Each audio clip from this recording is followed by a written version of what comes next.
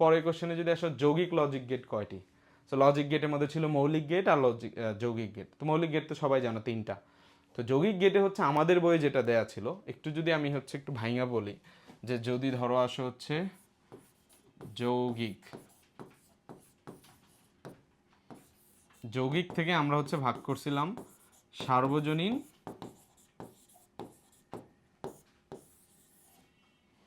আরেকটা হচ্ছে বিশেষ। বিশেষ মানে হচ্ছে এক্সক্লুসিভ, সার্বজনীন মানে হচ্ছে ইউনিভার্সাল। এই সার্বজনীনের মধ্যে ছিল কি মনে করে দেখো, ন্যান্ড গেটের সার্বজনীনতা পড়ছি আমরা, তারপর হচ্ছে নর গেটের সার্বজনীনতা পড়ছি,